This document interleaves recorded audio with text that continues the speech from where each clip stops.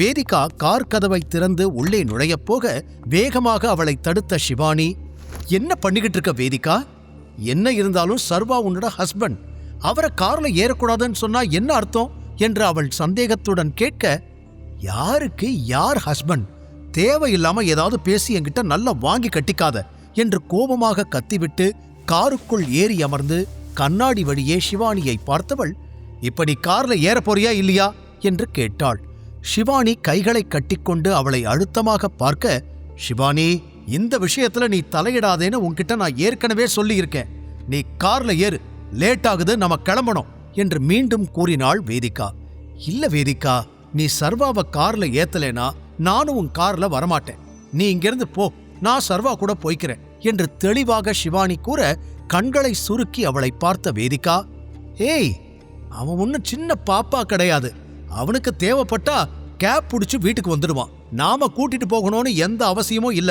நீ கார்ல ஏறு, நம்ம கிளம்பலாம் என்று மீண்டும் வேதிகா அதே பிடிவாதத்தோடு கூற, நான் தான் சொல்றேன் இல்ல வேதிகா, நீ அவரை கார்ல அலோ பண்ணா நானும் உன் கூட வருவேன். உனக்கு விருப்பம் இல்லைன்னா நீ இங்கிருந்து கிளம்பு, நான் அவரை கூட்டிட்டு போய்க்கிறேன். ஆனா உன்னோட வீட்டுக்கு இல்ல, என்னோட வீட்டுக்கு என்று கூறிய ஷிவானியை இப்போது நன்றாகவே முறைத்தாள் வேதிகா. எதுக்கு என்ன இவ வீட்டுக்கு கூட்டிட்டு போறேன்னு சொல்லிக்கிட்டு இருக்கா? சப்போர்ட் பண்றேன்ற பேர்ல வேண்டாததையெல்லாம் பேசி வேதிகாவை வெறுப்பேத்திக்கிட்டு இருக்காளே என்று யோசித்தான் சர்வா. வேதிகா இருவரையும் முறைத்துக் கொண்டிருந்தாள். ஷிவானி, சர்வா இருவரும் நெருங்கி பழகுவதில் அவளுக்கு துளியும் விருப்பமில்லை. அதனால் வேறு வழியில்லாமல் தனது பிடிவாதத்தை விட்டுக் கொடுத்தவள் கார் கதவை திறந்து சர்வாவை பார்த்தாள். ஏறி தொல என்று அவனை பார்த்து முறைத்துக் கொண்டே சொன்னாள். ஆனால் சர்வா அவளை பார்த்து மெலிதாக சிரித்துவிட்டு காருக்குள் ஏறியவன், ரொம்ப தேங்க்ஸ் வேதிகா, நீ இன்னைக்கு நிஜமாவே எவ்வளோ பெரிய ஹெல்ப் பண்ணிருக்க தெரியுமா? என்கிட்ட வெறும் 500 ரூபாய் தான் இருக்கு, அதையும் இப்பவே செலவு பண்ணிட்டா நாளைக்கு நான் என்ன பண்ணிருப்பேன் என்று வேண்டுமென்றே ஏதேதோ பேச அதை கேட்டு வேதிகாவிற்கு இன்னும் கோபம்தான் அதிகமானது. ஏற்கனவே இவ முன்னாடி அசிங்கப்படுத்தினது பத்தாதுன்னு மிச்சம் இருக்கிற மானத்தையும் வாங்கறதுக்குன்னே இப்படியெல்லாம் பேசிக்கிட்டு இருக்கான் என்று மனதிற்குள் சர்வாவை திட்டி தீர்த்தாள். ஆனால் சர்வாவிற்கு ஷிவானி முன்னால் இப்படியெல்லாம் பேசுவதில் எந்த தயக்கமும் இருக்கவில்லை. ஷிவானியும் கூட அவன் சொன்னதை கேட்டு சிரித்தவள், வேதிகா, நான் ஏற்கனவே சொன்னேன் இல்ல, உன் ஹஸ்பண்ட் ரொம்ப இன்னசென்ட்னு. பாரு, மனசுக்குள்ள எதையுமே வச்சுக்க தெரியல, இவரை போய் திட்டிக்கிட்டு இருக்கியே, எவ்வளோ நல்லவரா இருக்காரு என்று சர்வாவுக்கு சப்போர்ட்டாக பேச அதுவும் வேதிகாவிற்கு எரிச்சலை தான் கொடுத்தது. இந்த மாதிரி தேவையில்லாத கதையெல்லாம் நீ வேணா கேட்டுக்கிட்டு வா, எனக்கு கேட்கணும்னு அவசியம் இல்லை என்று பொதுவாக சொன்னவள், இங்க பாரு, என் கூட கார்ல வரணும்னா அமைதியா வரணும், இல்லனா நடு ரோட்லயே இறக்கி விட்டுட்டு போயிருவேன் என்று சர்வாவையும் எச்சரித்தாள். அதை கேட்டு ஷிவானி மீண்டும் சிரித்துக் கொண்டே சர்வாவை பார்த்தவள் அப்போதுதான் அவனது பிராண்டடான கோட் சூட்டை நன்றாக கவனித்தாள்.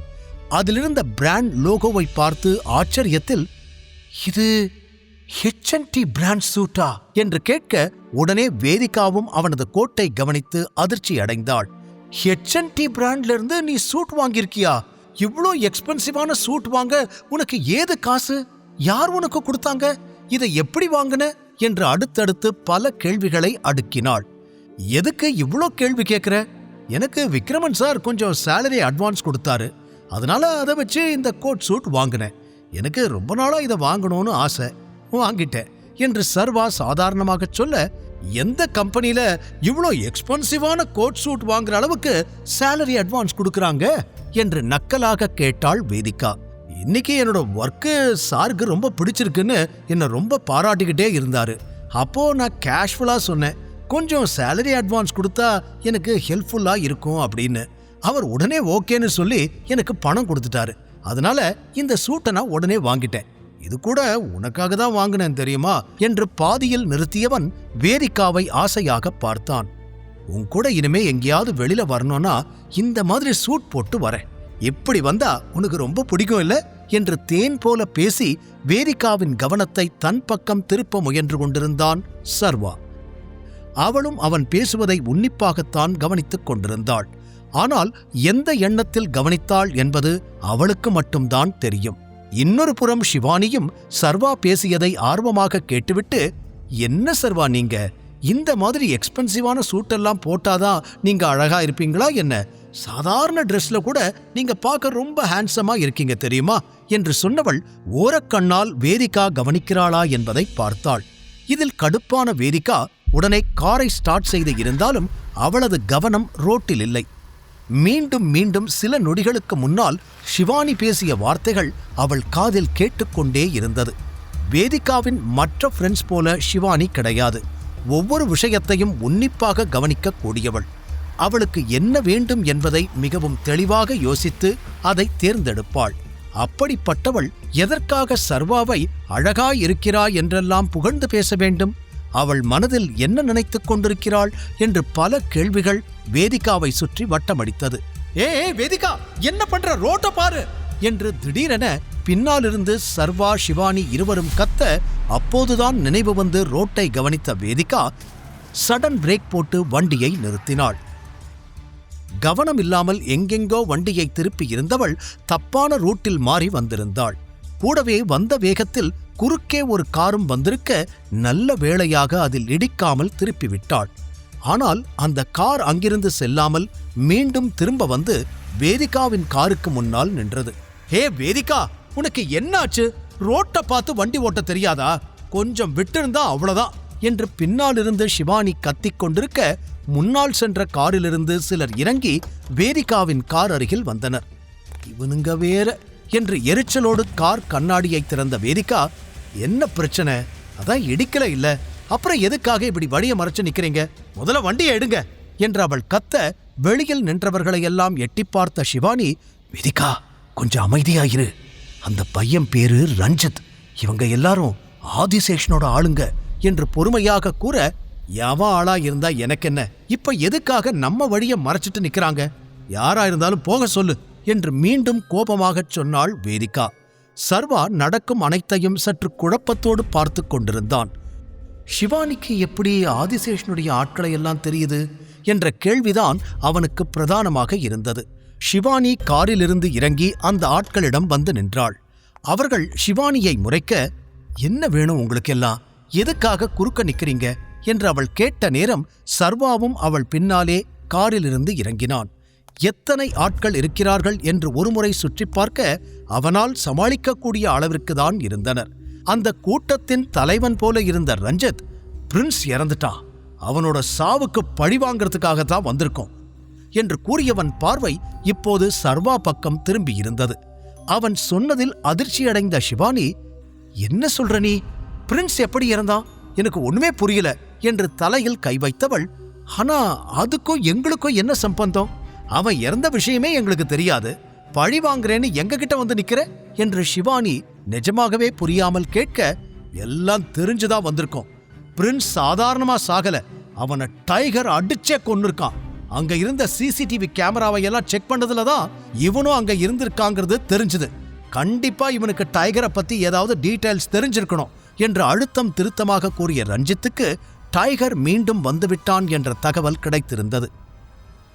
அப்போது அவர்கள் பேசுவதை கேட்டு குறுக்கே வந்த சர்வா, அண்ணே நீங்க சொல்ற அந்த டைகர் எனக்கு யாருன்னு தெரியாது, வழிய விடுங்கண்ணே, நாங்க வீட்டுக்கு போகணும் என்று பாவமாக கூறினான்.